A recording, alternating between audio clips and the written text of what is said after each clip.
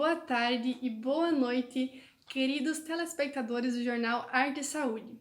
Hoje, antes de conhecermos a previsão do tempo e o papo do dia, vamos com as principais manchetes nacionais. O último dia 18, Dia Nacional ao Combate ao Abuso e Exploração Sexual Infantil, as redes sociais foram preenchidas por comentários sobre esse tema. Uri Frederico convida excelentíssimos convidados para tratarem sobre a luta antimanicomial, com a presença de acadêmicos e professores do curso de Enfermagem e Psicologia. Acesse depois no quadro que virá a seguir. Aos novos telespectadores, já avisamos vocês de antemão para que não esperem encontrar aqui assuntos de política partidária, pois simplesmente vamos se poupar dessa. E ainda hoje, vamos falar com Paula Fernandes, que depois de muito tempo longe dos fãs, vai voltar a participar de lives com outros famosos. E agora, convidamos você para ficar ligado na nossa programação, pois vamos até Paris conversar com a nossa repórter Amanda, que está lá para falar com pessoas leigas sobre o que elas pensam sobre um assunto muito importante na nossa sociedade, principalmente na questão de saúde. Adivinhem? Psicologia hospitalar. Amanda, você está nos ouvindo? Bonjour, Fernanda. Eu estou aqui em uma cafeteria em Paris para conversar um pouco com as pessoas e descobrir quais os conhecimentos delas sobre psicologia hospitalar, que nesse momento é um assunto muito pertinente e importante. Eu estou aqui agora com a Louis, que mora há 6 anos em Paris, e eu vou perguntar algumas perguntinhas para ela, assim, muito simples, tá bom, Louis? Então, quais são seus conhecimentos sobre as áreas da psicologia? Olá, Amanda, tudo bem? Eu não tenho muito conhecimento sobre esse ramo, mas gostaria de saber mais. Claro, então, e sobre a psicologia hospitalar, né, que é o nosso tema hoje, nós gostaríamos de trazer ao público a importância dessa área, porque além de trabalhar com muitos outros profissionais, esse também é uma área que também auxilia muitas pessoas. Agora também contatamos com nossa repórter Clarissa, que está em Londres, para ver o que os londrianos pensam sobre essa temática. Boa tarde, Fernanda. Nós estamos aqui em Londres, onde o pessoal está respeitando muito a quarentena, por isso tem pouquíssimas pessoas na rua, mas ainda assim damos andamento à nossa reportagem sobre a psicologia hospitalar. Respeitando então os limites da pandemia, conversamos online com a professora Sabrina Koch, da Universidade Regional Integrada, Campus Frederico Westphalen, que também é responsável pela clínica escola da mesma universidade, além de ter especializações em psicoterapia, mestrado em cognição humana e além de manter em andamento uma especialização em neuropsicologia. Daqui de Londres é isso, Fernanda. Fiquem agora com um pouco da fala da especialista. Oi, gente, tudo bem? Boa tarde, acho que vocês vão ter aula de tarde. Eu venho falar um pouquinho sobre alguns aspectos da psicologia hospitalar que eu trabalhei em algum momento da minha vida, a convite então da Amanda e da Fernanda. Quero agradecer a lembrança, né, de vocês, e que a Prof. Edi indicou meu nome, e porque é uma área que eu gosto bastante, que eu atuei um bom tempo e que hoje sinto saudades, mas não dá para a gente fazer tudo que a gente gosta ao mesmo tempo, né? Então eu vou responder um pouquinho das perguntas que as meninas me encaminharam para poder compartilhar com vocês, então, um pouquinho dessa vivência que é bastante interessante, tá? Então, um dos aspectos que vocês questionam sobre a formação, eu sou graduada, então, pela URI, pela Universidade Regional Integrada do Alto Uruguai das Missões, fui aluna da casa, me formei em janeiro de 2008. Ao longo da graduação, eu fiz um estágio voluntário na época, em 2000 2004, eu acredito, foi logo no início da faculdade. A gente tinha um projeto na brinquedoteca do hospital de acolhimento às crianças que estavam internadas. Então, ali já me despertou o interesse e eu participava desse grupo de extensão que tinha esse projeto, em que a gente discutia materiais de infância e de psicologia hospitalar, além de já praticar, então, um acolhimento com as crianças e pais que estavam internados na pediatria. Foi um ano muito legal, assim, eu aprendi bastante com o projeto e com as discussões do grupo. Depois, mais para o final da faculdade, eu tive uma disciplina eletiva de psicologia hospitalar, que foi bem interessante também. Optei por fazer ela e me trouxe alguns ensinamentos legais, assim, gostei bastante de fazer. Então, eu me formei em 2008. Depois disso, eu tentei fazer algumas provas de residência na área hospitalar, mas acabei indo para uma formação em psicoterapia, então abandonei um tempinho a área hospitalar. Depois, por volta de 2010, eu fui contratada para trabalhar na Associação de Assistência a Crianças Deficientes, a ACD, em Porto Alegre. E lá funciona muito em termos de psicologia hospitalar, tá? É um hospital dia, né? As crianças vêm para as terapias no ambulatório e a sede em São Paulo é um hospital realmente em que se fazem as cirurgias ortopédicas, né? Que trabalham com todas as questões que podem ser corrigidas das deficiências intelectuais. Então, na ACD, eu tive muito contato com a oficina ortopédica também, que eles produziam próteses e órteses para as crianças, e depois de um tempo passou a ter atendimento para os adultos amputados também para produção de próteses. E ali, então, eu voltei a ter contato com a psicologia hospitalar. E aí eu fui buscando externamente cursos, né? A Sociedade do Rio Grande do Sul de Psicologia produz bastante mini cursos na área hospitalar. Então, são cursos curtos de duração de um final de semana, de atualização, que nos ajudam a estudar um pouquinho. E congressos também, agora, lógico, né, nesse período de pandemia, a gente não está com muito acesso às questões de congressos, mas os hospitais de Porto Alegre, em especial, produzem bastante congressos na área. O Mãe de Deus é um que anualmente tem uma jornada sobre psicologia hospitalar. Ele é bem barato, assim, não passa de R$100 as inscrições, dá para apresentar projetos, trabalhos, e é uma maneira de a gente se atualizar no contexto das discussões de psicologia hospitalar. Então, também é uma parte legal de se fazer, tá? A outra questão que vocês fazem é sobre estar preparado ou não para trabalhar no contexto hospitalar.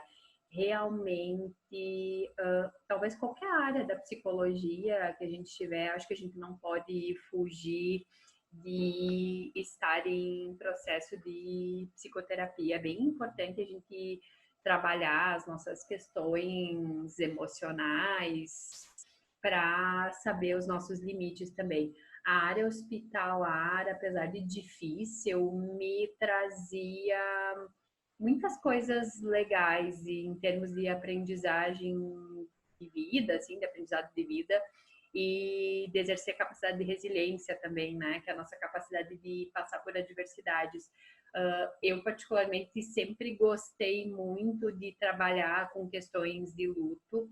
Eu penso que a gente vivencia lutos o tempo inteiro na vida, seja por perder alguém de forma real ou por perder coisas, né? Por eu perder a minha infância, por eu não ser mais aluna da graduação e hoje ter que trabalhar para ganhar o meu dinheiro, por eu não poder estar com vocês na universidade agora, porque a gente está vivendo um período de pandemia e isso é um luto também, por encerrar relacionamentos, por começar atividades novas, por eu ter que ter escolhido deixar o hospital em algum momento da vida, porque eu não ia dar conta de fazer todas as coisas que eu gosto. Então, a gente vive processos de luto a vida inteira. A morte, em específico, é um assunto que as pessoas talvez tenham dificuldades de falar.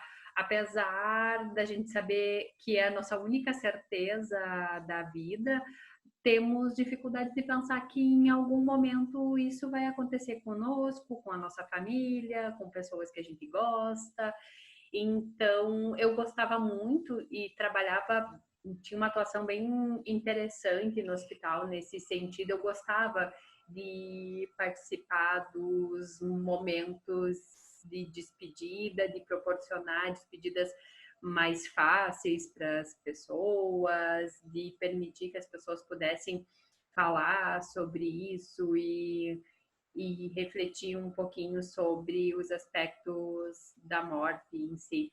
Então, realmente, eu acredito que a gente precisa trabalhar esses aspectos em terapia e aliar a estudos sobre o luto, né? Não fazer nada sem fundamentação teórica, tá? Acho que o famoso tripé, assim, que a psicanálise especialmente traz, que é de supervisão, de psicoterapia pessoal e de teoria, serve para todas as formas de atuação do profissional psicólogo. Então, a gente precisa estudar para saber o que a gente vai estar fazendo, eu preciso tratar as minhas questões pessoais e preciso supervisionar o caso quando tenho muita dificuldade e quando sou estudante para aprender a fazer isso, tá? E tem algumas questões sobre atendimentos de luto que em outro momento eu posso compartilhar com vocês, que são interessantes, mas que a gente precisa entrar em contato com esses sofrimentos, com essas questões e tornar a morte algo mais bonito, porque pode ser bastante bonito realmente a passagem para, né, dependendo da crença da pessoa, para um outro lugar, para uma outra questão de vida. Então é interessante a gente discutir isso também, tá? Mas acho que é importante vocês terem em mente que talvez nem todo mundo tenha condição psíquica para trabalhar no hospital. É bem importante ser resiliente e conseguir dar conta por um determinado momento de algumas coisas, tá? Sobre a questão de dor e de fazer atendimento ao leito, as gurias perguntam ali como obter reações do paciente. Eu penso que a gente precisa respeitar muito o espaço dessa pessoa, chegar num primeiro momento com acolhimento, com uma forma de aproximação, tá? E formar um vínculo com esse indivíduo para que ele se sinta à vontade de falar ou não sobre a questão que ele está passando. Talvez o simples fato de saber que alguém está disponível para essa pessoa para falar sobre o seu incômodo, a sua dor, a sua doença, porque ninguém às vezes chega para falar com o paciente sobre isso também, vai lá e medica e sai e não fala nada. Se é uma doença mais séria, fica cheio de dedos para falar sobre isso. Então, ter alguém que está ali disponível para escuta também é bem importante, tá? Mas no tempo do paciente. Ao mesmo tempo, a gente precisa pensar que esse paciente que eu atendi hoje, talvez amanhã tenha tido alta e vai embora. Então, tudo que eu preciso fazer no atendimento tem que ser ali naquele momento. Eu não posso deixar coisas em aberto, a não ser que eu tenha ciência de que de que esse paciente vai permanecer por bastante tempo hospitalizado, tá? Vocês perguntam sobre uma abordagem específica, talvez a gente tenha que pensar que não é um processo de psicoterapia, tá? Então, a abordagem seria de psicologia hospitalar mesmo, e dependendo das situações, né, entraria muito as questões de estudos sobre luto, estudos materno-infantis, se a gente for para maternidade, e aí então cada área da atendida dentro do hospital teria sua especificidade, mas não teria uma abordagem de orientação analítica, cognitivo-comportamental, neuropsicológica, vai depender do objetivo, talvez, daquela ala, tá? E, claro, também vai estar pautado na formação daquele profissional, sem dúvida, né? Se é um profissional de formação em orientação analítica, provavelmente vai se pautar para atender baseado no conhecimento dele sobre essa abordagem do que ele entende de atendimentos, tá? Então, não tem uma abordagem teórica específica, a não ser a questão da psicologia hospitalar, realmente, que é bem importante de estudar. Sobre a importância do psicólogo no contexto hospitalar, eu creio ser fundamental, gente, tanto para o trabalho interdisciplinar, no sentido de dar suporte também para os outros profissionais que ali estão trabalhando. Era bem interessante, sempre que morria alguém, chamam o psicólogo. E enquanto, na verdade, o pessoal da enfermagem pode ser muito mais útil do que a gente nessa questão. Um exemplo. Então, o nosso trabalho de favorecer e de desenvolver o trabalho deles, né, de dar suporte para ver que eles sabem o que poderiam fazer, também é bastante importante. Então, acho primordial em função disso, mas também na nossa própria atuação com o paciente, se faz muito necessário para poder acessar algumas questões que os outros profissionais não teriam embasamento teórico para isso, tá? Outra questão que vocês, né, fazem sobre os familiares, eu não vejo como dentro do contexto hospitalar atender um paciente sem estender atendimento para a família, tá? Porque eles podem tanto nos auxiliar, quanto realmente estarem atrapalhando o processo, interferindo em alguma decisão profissional. Então, a nossa atuação junto com a família dos pacientes é muito válida e importante. Sobre a questão médica e da atuação positiva ou negativa deles, talvez eu ficaria muito tempo falando sobre isso com vocês.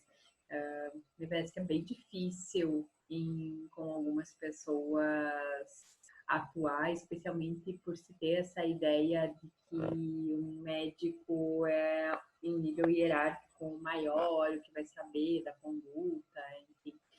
Então, em algumas situações eu tive que bater de frente, que confrontar a posição médica e não é fácil, tá? Mas acho que a gente vai aprendendo também ao longo da prática como fazer isso, e quando a gente percebe algumas questões que ferem nossos princípios éticos, a gente precisa tomar uma posição sim e enfrentá-los ou confrontá-los. A ideia é tentar ter uma conversa, fazer de um jeito que seja bacana, legal. Com a grande maioria isso é possível, mas tem situações que às vezes isso não acontece. E aí a gente pode viver situações mais difíceis. Sobre a questão de onde vocês procurarem o contexto hospitalar, vai depender de cada instituição, gente. E a instituição do hospital aqui, por exemplo, tem psicólogo na saúde mental, tem psicólogo para atendimento dos leitos clínicos geral e UTI. e tem psicólogo no RH e na hemodiálise. Então, vai depender de cada instituição. Tá? Vocês trazem uma questão sobre somatização de doenças e sobre a reincidência de internação e de reincidência da doença. Eu realmente acredito que, e a minha percepção prática de trabalho mostrava que tudo que não é tratado emocionalmente tende a voltar em doenças somáticas, né? Então, muitas internações por dores de estômago que não achavam a causa, dor de cabeça, as próprias questões de descompensação de diabetes, ter que voltar a fazer hemodiálise. Então, tudo que a gente não trata, não fala, pode aparecer na questão física e as reinternações acabam denunciando isso. Por fim, gente, vocês solicitam, se acham o hospital um cenário difícil. Eu talvez não concorde com isso. Eu acho que ele é um cenário excelente para psicologia, por trabalhar com vida. Eu gostava muito de trabalhar na maternidade, no atendimento às gestantes, no acompanhamento do próprio parto. É uma área que eu gostava muito, talvez para compensar as partes difíceis também de lidar com as questões de morte, mas as questões de morte e doença também trazem alguns aspectos muito positivos e que nos ensinam muito, e a gente está auxiliando uma pessoa que está em sofrimento. Então, eu acho um dos cenários mais bonitos para trabalharmos com a psicologia, né? É recheado de aspectos que podem e devem ser trabalhados, tá? Espero ter ajudado vocês. Qualquer dúvida, vocês sabem onde me encontrar. Semestre que vem, provavelmente, a gente vai estar juntos em algum aspecto. Um beijão, se cuidem, fiquem em casa e continuem conosco. Um super beijo.